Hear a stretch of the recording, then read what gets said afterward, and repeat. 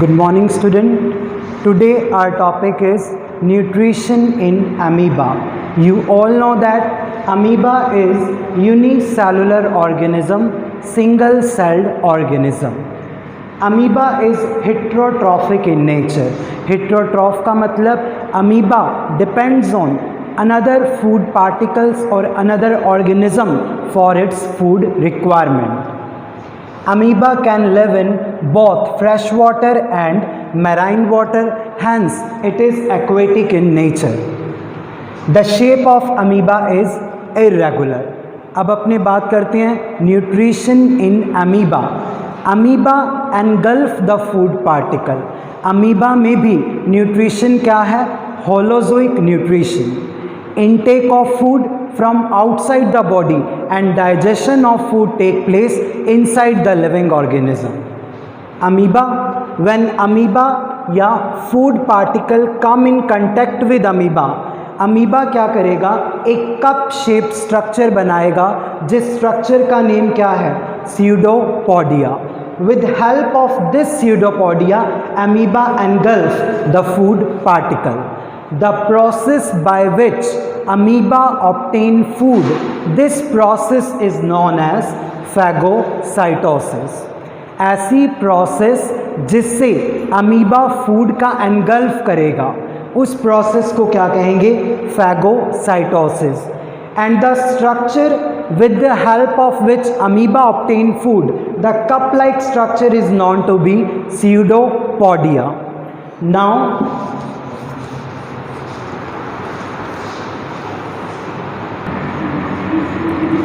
we discuss holozoic nutrition.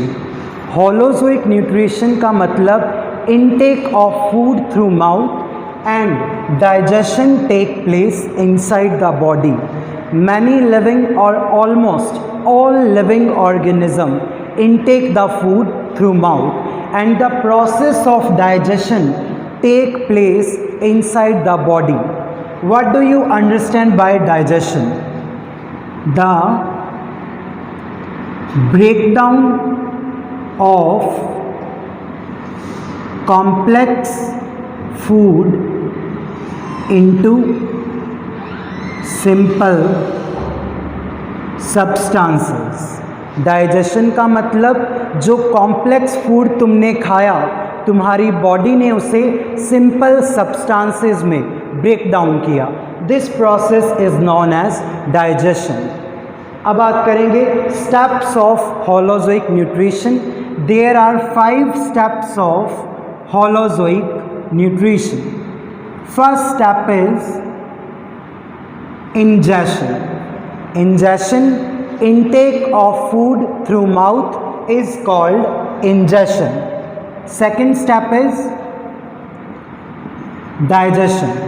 Digestion का मतलब जैसे ही तुमने माउथ से फूड लिया तो फूड का digestion, the digestion of food take place from the mouth. Then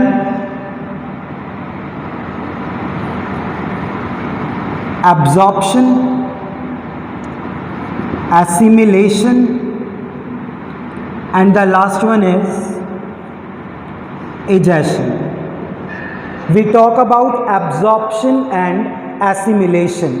Absorption is the process in which digested food is absorbed by our body. जिस food का डाइजेशन हुआ, the complex food breaks down into simple substances. वो simple substances अपनी body की intestine क्या करेगी? Absorb करेगी. That process is known as absorption. फिर इस एब्जॉर्ब्ड फूड का क्या होगा? Utilisation. Utilisation of absorbed food. Absorbed food का उपयोग होना, उस फूड से अपनी बॉडी के सभी सेल एनर्जी सिंथेसिस करेंगे. वो स्टेप क्या कहलाएगा? Assimilation. And last step is egestion. Removal of undigested food is known as egestion.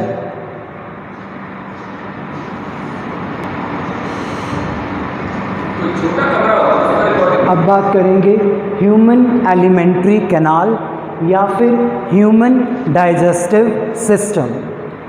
Human digestive system, alimentary canal एक ही बात है. The alimentary canal of human beings runs from mouth and ends to the anus. In adult human being, the length of alimentary canal is about 9 meter long.